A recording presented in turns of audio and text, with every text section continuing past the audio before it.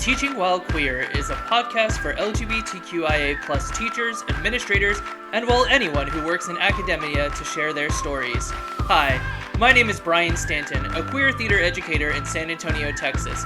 Each week, I bring you stories from around the world centered on the experiences of LGBTQIA folks in academia. Thank you for joining me on this journey, and enjoy Teaching While Queer.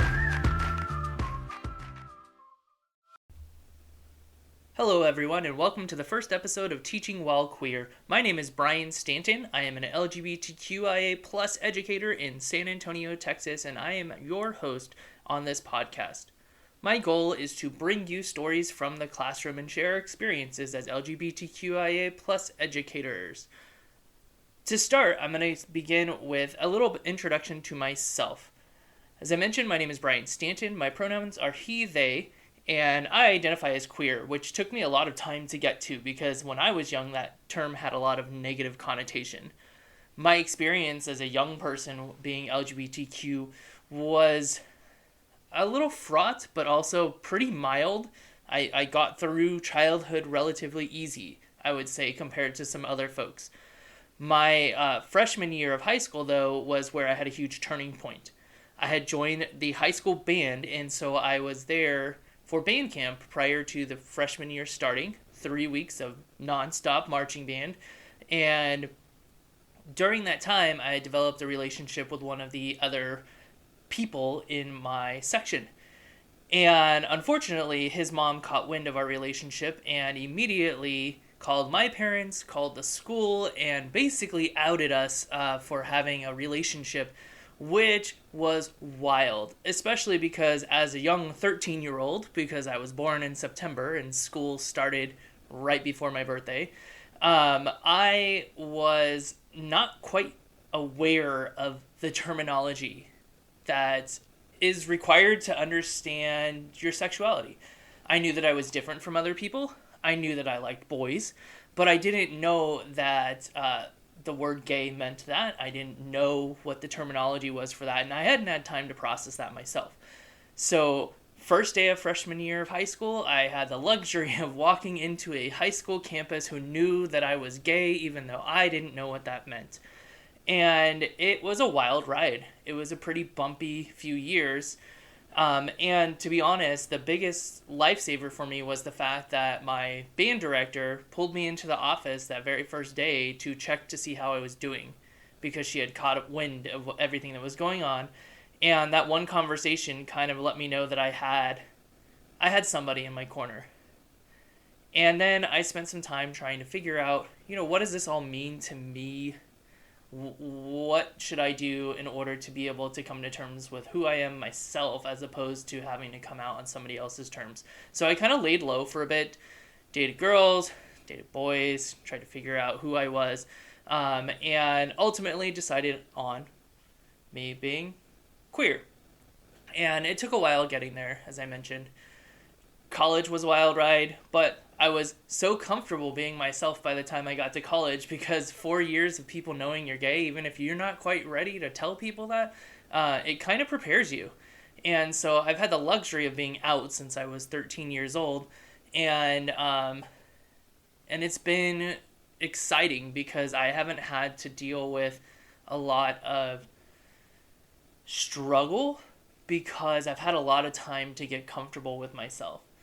And as life went on, that just got easier. I met my husband in 2008, and we were married in 2009 illegally because we woke up to Proposition 8 passing in California and kind of flipped out a little bit. We didn't think that was going to happen.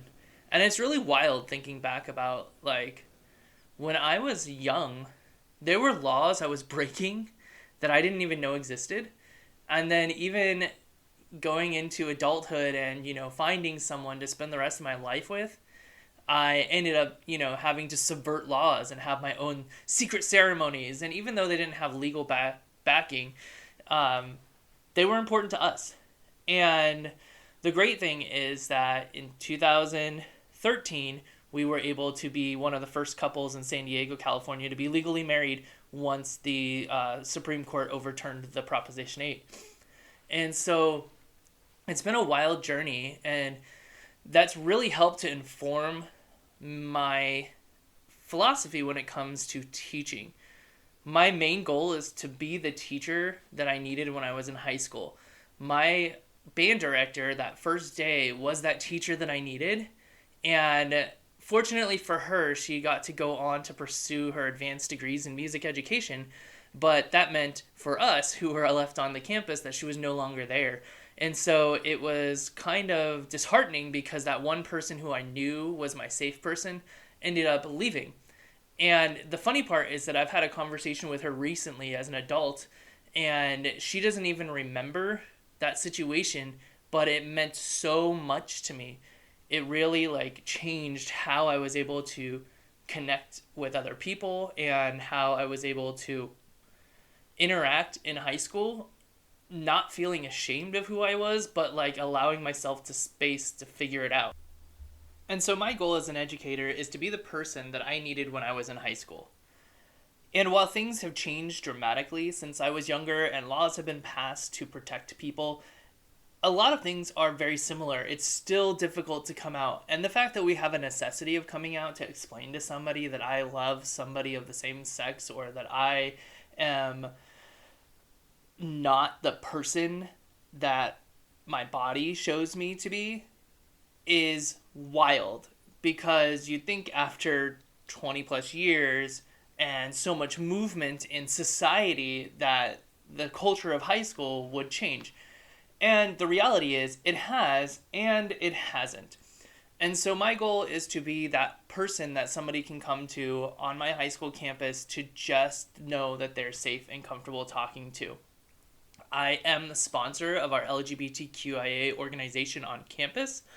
And so the idea is that that is a safe space for students to be able to talk amongst themselves about their experiences and to have camaraderie, which is something I didn't have when I was a kid.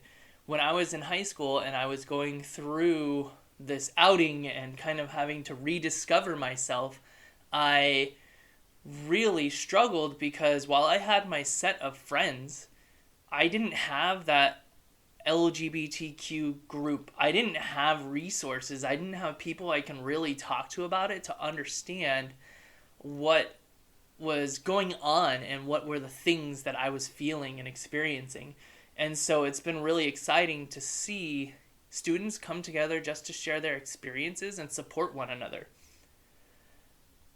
This past year, I was lucky enough to have been selected to be the teacher of the year for my district, which was a really amazing experience, and also very daunting because it puts a spotlight on you.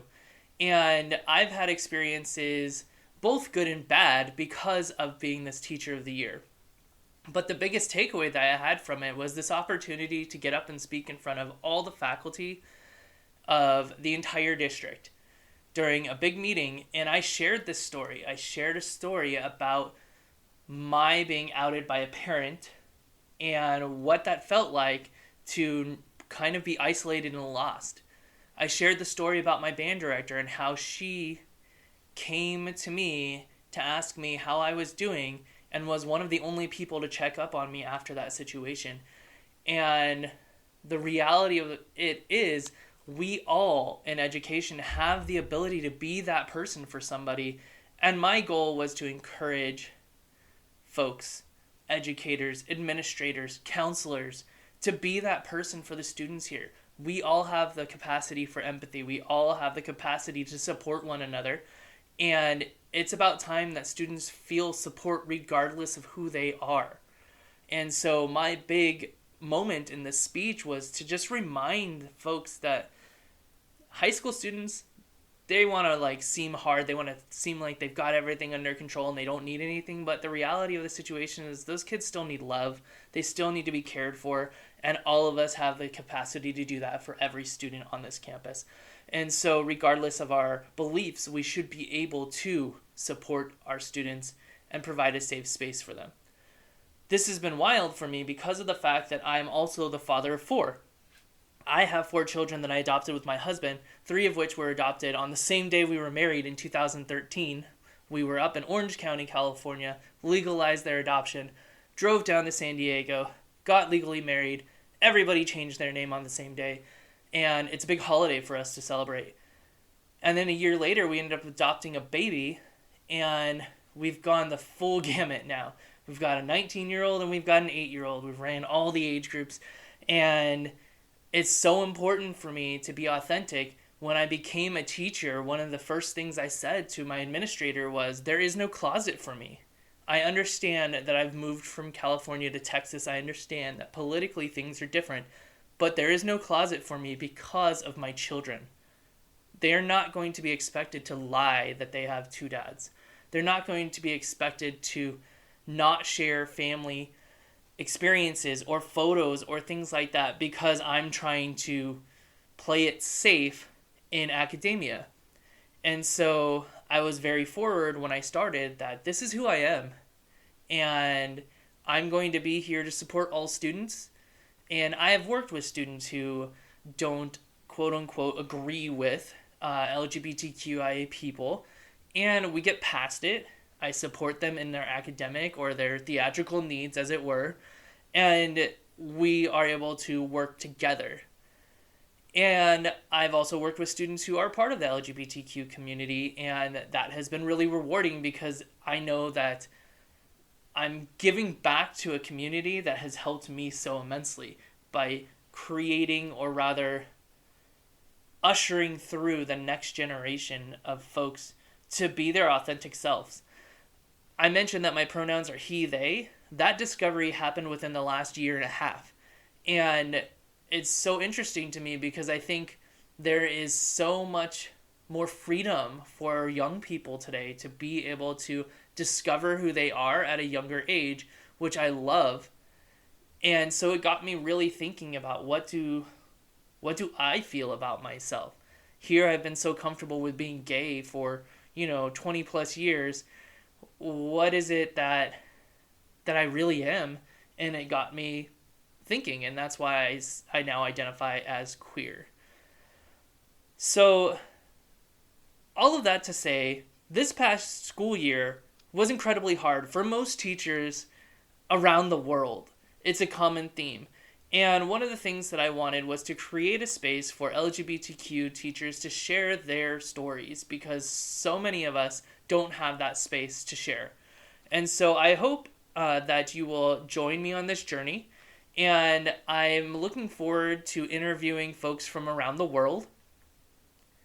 And I ask that if you are an LGBTQIA plus teacher and you are interested in being on this podcast, please email me at teachingwhilequeerpodcast@gmail.com so that we can schedule your interview, because I want to hear your story. I want you to be able to share your story.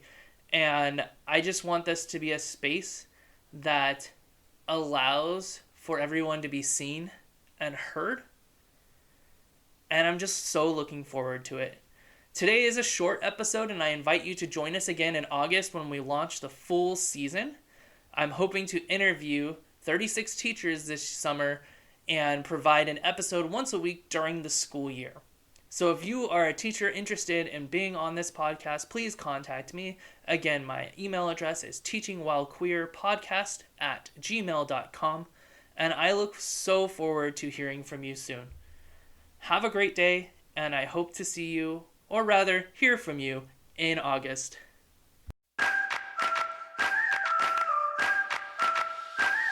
Thank you for joining us for Teaching While Queer podcast.